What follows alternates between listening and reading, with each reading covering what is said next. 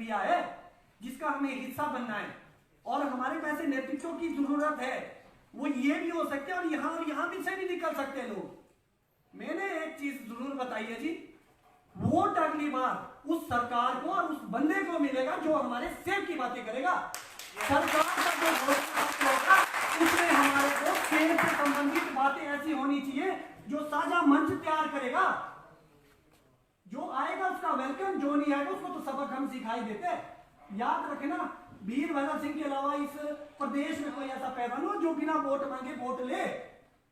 सिर्फ ये लोग 5000 से 4000 वोटों से जीतते हैं। इतने तो हमारे हर कंस्टिट्यूएंसी में किसान होना चाहिए जो न्यूट्रल है। अगर आप लोग ये सोचे कि झंडे और डंडे से हम कर लेंगे, कुछ नहीं होता। हमारे को फ्यूचर देख के प्लानिंग बनानी पड़ेगी, और ये मंच ऐसा मंच बन सकता है जो आने वाली सरकारों की नीतियां निर्धारित करवाएगा और अपनी सहभागिता दर्ज करवाएगा। अलबत्ता तो जी बातें तो करते रहो, झूठ नहीं बोलूंगा। आंसू आने को है, रोते हैं लोग फोन पे। 400 रुपए पेटी, मेरा नहीं मरेगा, किसी का तो मरेगा। मैंने 1600-1700 से नीचे सेब नहीं बेचा, बात मेरी है। आप सोचो स्थिति ऐसी क्यों आई। 80 के बाद शायद पहली बार लोग इकट्ठे हो रहे जी इस लेवल पे, इसलिए इकट्ठे हो रहे कि उनको जरूरत है। कॉर्पोरेट्स अगर खा जाए पैसे तो वो तो चले जाते हैं, मगर लोगों को तो निचोड़ निचोड़ के ब्लड निकाला जाता है। किसानों को 6 बार बैंक वाला आता सुबह उठ के, रोते हैं लोग। मजाक मत समझो इस चीजों को। हमें ये आज ही नहीं, कल परसों, सीजन के बाद भी मैं आपको बोल रहा हूं, सेक्रेट जाना बंद करो इन लोगों का, तब सुनेंगे। नहीं तो सिंगा जैसे साहब जैसे लोग तो लाइनें लगाते रह जाएंगे इनसे मिलते मिलते। 2 महीने बाद तो अपॉइंटमेंटें मिलती है। अगर हमारी लोगों की सहभागिता सुनिश्चित नहीं होगी, ना हम वोट देंगे, ना हम इन लोगों के साथ चलेंगे, किसी भी सरकार के साथ। मैं ज्यादा नहीं बोलूंगा, मगर हमें फ्यूचर प्लानिंग करनी होगी।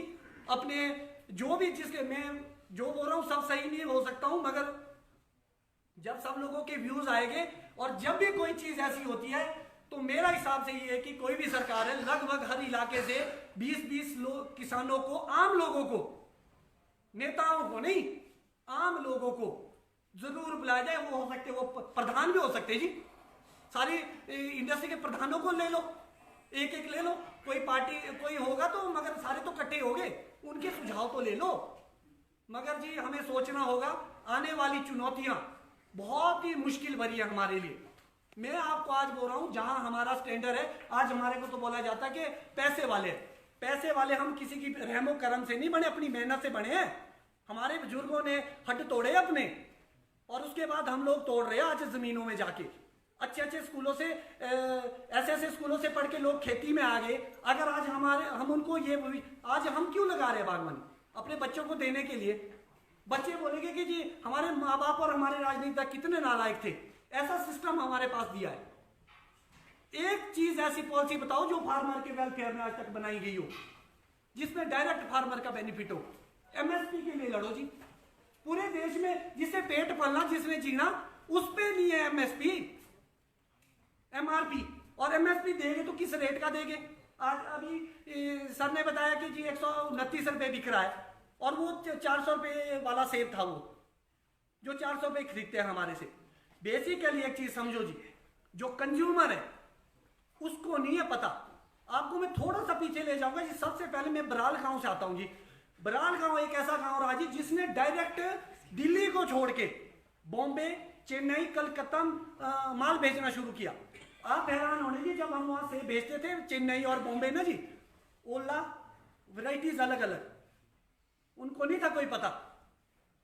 एक का साफ से 1200 रुपए की पेटी, एक का पूरा ओले वाला से 1100 रुपए। वो थोड़ा थोड़ा दाग था जी। किसने सिखाया ये उनको? जो खाने वाला कंज्यूमर है उसको कोई मतलब नहीं है। आप एक चीज बोलो, ओले का जब डेंट पड़ता है, क्या वो उसका टेस्ट खराब हो जाता है? क्या आपने आम वगैरह खाते हैं, कितनी बीमारी होती है? हम तो खाते बड़े चाव से, 200 रुपए किलो स्टार्टिंग में। क्यों खाते हैं? क्यों ये चीज है? क्या भारत सरकार, यहां भारत सरकार की बात हो रही है, हमारे जिस मर्जी कोने में बागवान है, किसान है, अगर किसी की फसल किसी कारणवश खराब होती है, क्या एक देश का प्रधानमंत्री ये बात नहीं रख सकते कि जी देश के लोगों को ओला, मानो ओला पड़ा, अगर हमारे प्रधानमंत्री ये बोलते कि जी ओला पड़ने से सेब का टेस्ट खराब नहीं हुआ, वहां के लोग भूखे मर जाएंगे, हमारा दायित्व है कि सब लोग खरीदे सेब, नुक्स ना निकालें। क्या ऐसा हो सकता? क्या हम ऐसे भारत की उम्मीद रख सकते? कब ये सिस्टम चेंज आएगा? उस दिन सिस्टम चेंज आएगा जिस दिन आप और हम सड़कों पे होंगे अपनी मांगों को लेके। जब भी कोई पार्टीज आती है उनको क्लियर कट ये बताओ कि जी हमारी मांगे ये है। आजादी से लेकर आज तक हम वही तो डाल रहे हैं वोट, और क्या कर रहे हैं हम? सिर्फ वोट डालने की मशीन बन के रह गए हम लोग। सोचने का विषय जी, हमें गहन चिंतन करना होगा। आने वाली चुनौतियां बहुत ही बड़ी है हमारे लिए। मैं आपको बोल रहा हूं, आज भी हर घर में जाना है मेरा। मैं ये बातें इसलिए कर रहा हूं जी, एक साल में मैं कम से कम 150-200 कैंप करता हूं लोगों के खेतों में जाके। हमें पता कि लोगों की प्रॉब्लम्स क्या है। और अगर आपने राजनीति की दशा देखनी है ना, आज तक आपने देखा नहीं होगा, जितने एमएलए और नेता है ना, उनके फॉलोअर और व्यूअर्स निकाल देने। 200 तो लाइक होते हैं, 200।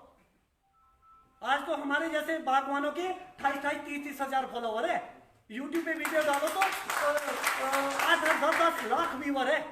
कहां से आए? सब्जी वाला थोड़ी नहीं देखेगा या अनाज वाला थोड़ी नहीं देखेगा हमारी वीडियो। आप समझो, कुछ चीजें खुद ऑब्जर्व करो। ऐसे लोगों को चुनो, ऐसे लोगों का साथ दो जो हमारा भला कर सके। नहीं तो यहां से चले जाएंगे घर को, अगले साल फिर एक संयुक्त मोर्चा बनाएंगे। अपनी जिम्मेवारी समझो। लोग बोलेंगे जी हम तो बिजी है। भाई जी, मैं अपनी परिवार का इकलौता हूं, छोटा सा परिवार है, माँ बाप भी बूढ़े हो गए, उसके बावजूद में मैं सोशल वेलफेयर में अपनी जिंदगी का सारा वक्त देता हूं, अपनी जमा पूंजी का पैसा लगाता हूं। मैं भी तो सबसे बड़ा मैं बेल रहा हूं। सोचने की बात है जी, अपने जो सोशल वेलफेयर के लिए हमें थोड़ा थोड़ा वक्त जरूर निकालना चाहिए। हो सकता है 1 महीना, कुछ लोग 9 महीने से बैठे हैं, तो हमें भी ये सोचना होगा। सेब बहुल इलाके के लिए बोलना चाहूंगा क्योंकि मेरा बागवानी पृष्ठभूमि है, बागवानी करते हम, और वो भी सेब की। तो हमें ये सोचना होगा, छोटा है बड़ा है गरीब है अमीर है, हमें एक मंच पे आके एक आवाज में किसी भी सरकार के पास अपनी मांगे रखनी होगी। नहीं तो आपको पता है 1 साल के बाद इलेक्शन आने वाले हैं। आपने देखा होगा ऐसा सत्ता परिवर्तन इतिहास में कभी नहीं होगा जो दिल्ली में हुआ था 2 बार। वो क्यों पॉसिबल हुआ? आम लोगों ने किया वो। हमें नहीं कोई दिक्कत नहीं, बीजेपी है चाहे कांग्रेस है, मगर हमारी बात सुनो। मगर याद रखना भाइयों, हमने इलेक्शन को ही बागवानी पे लड़वाना अगली बार इनसे। हम भी देखें इनका IQ लेवल क्या है इनकी सोच। आप देखेंगे पिछले कुछ टाइम से इनकी प्रेस कॉन्फ्रेंस और वो सारी मेरी बातें निकाल के 4 वीडियो बनाई है, उसका निचोड़ निकाल के इन्होंने लिख के, मगर लिख के ठीक है कि आपके तक पहुंचा नहीं, मगर इंप्लीमेंटेशन जमीनी हकीकत पर तो एक पूरी नहीं होती। 354 करोड़ की अभी बात की गई, मैंने भी एक चिट्ठी लिखी थी। आप हैरान होने, दिल्ली से स्पेशल फोन आया कि चिट्ठी लिखो, दिल्ली से फोन आया कि हम पैसा दिलाएंगे, मगर जो बात इन्होंने बोली जब बात यहां पर आई तो कुछ नहीं मिला। क्यों इतनी जल्दी भूल गए सारे ओले? उनसे पूछो, बेचारों के रोते थे, बगीचे खत्म हो गए, एक पौधा तैयार करने में 20 साल लगते हैं, उतनी तो आज जिंदगी ही नहीं रह गई हमारी। तो हमें सोचना होगा जी। इंश्योरेंस पॉलिसी, मैं वो आदमी था जिसने ये बोला था कि काय की इंश्योरेंस, पौधे की प्लांट की हेल्थ की इंश्योरेंस करो ना। जिस दिन हम पौधा लगाते प्रीमियम देने को हम तैयार है, उसकी इंश्योरेंस अगर वो मरता किसी कारण से उसका भी तो प्रीमियम मिलना चाहिए। गाड़ी और आदमी की हो जाएगी, पौधे की क्यों नहीं हो सकती? पौधे की लाइफ की भी इंश्योरेंस होनी चाहिए। जब आप लाइफ से चलेंगे तो बड़ी इंश्योरेंस से तो खुद ही हो जाएगी जब आप फील्ड से जुड़ेंगे। तो ज्यादा समय नहीं, मैं ज्यादा ले गया शायद वक्त नहीं जी, मुझे क्षमा करे, मगर जी इकट्ठे रहे, मिल के चले, इंडस्ट्री में तब चेंज आएगा। अलबत्ता हमारे बुजुर्गों ने अफीम का कारोबार किया था, खत्म हुआ, उसके बाद आलू का किया, खत्म हुआ, आज सेब की बारी है। अब खत्म ना करना वो आप लोगों की और हमारी जिम्मेदारी है। अपने भविष्य के बच्चों के लिए हम देंगे सेब या इसके अलावा कोई और चीज करेंगे। तो इन्हीं शब्दों के साथ मैं आप लोगों से इजाजत चाहूंगा। धन्यवाद आप लोगों ने। धन्यवाद दीपक पांचा जी, आपने यहाँ पर अपने बहुमूल्य विचार रखे।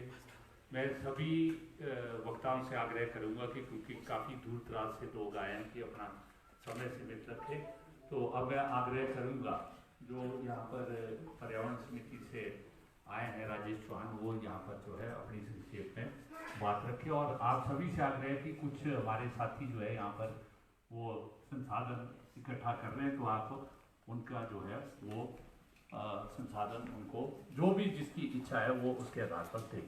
धन्यवाद। राजेश चौहान।